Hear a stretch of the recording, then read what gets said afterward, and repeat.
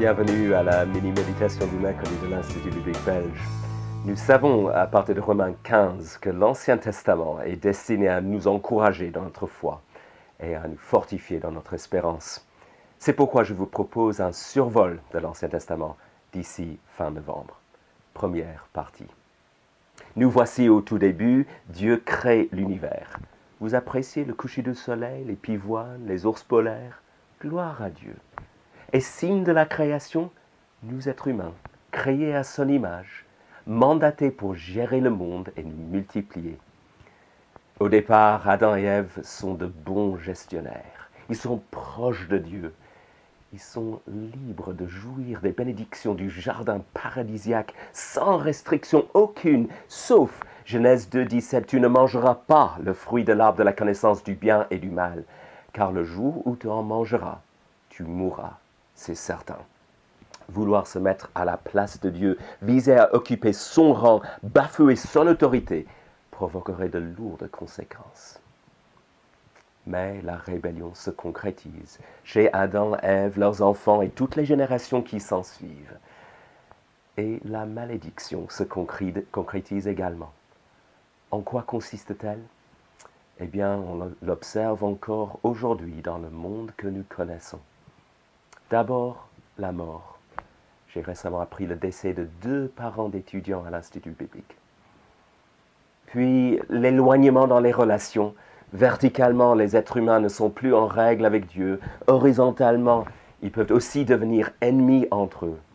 Caïn tue son frère Abel et Lémec est un meurtrier plus menaçant encore. Rien qu'en Syrie, depuis 2011, 260 000 personnes ont été tuées. En 2012, 1 million de divorces en Europe. Enfin, le sol est maudit. Et qui voudrait le nier? La vie devient difficile, la grossesse et l'accouchement sont difficiles, avoir la nourriture risque d'être difficile, le travail est difficile. Genèse 3, le sol te produira des ronces et des chardons. C'est à la sueur de ton visage que tu mangeras du pain.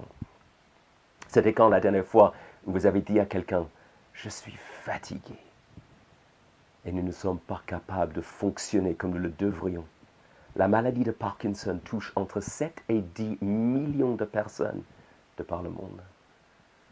Mais oui, dans sa sainteté, Dieu prend la désobéissance très au sérieux et doit la punir. Il envoie même un déluge pour décrier le monde en quelque sorte. Et pourtant, dans sa bonté, il n'efface pas l'humanité tout entière. Et dans sa bonté, il s'engage à ne plus jamais détruire le monde par un déluge. Le signe de cette promesse, c'est l'arc-en-ciel. La prochaine fois que vous verrez un arc-en-ciel, pensez à cet engagement divin envers la création.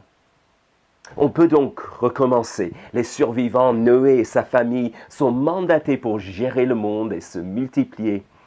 Redémarrage sur de bonnes bases? Mais c'est rebelote.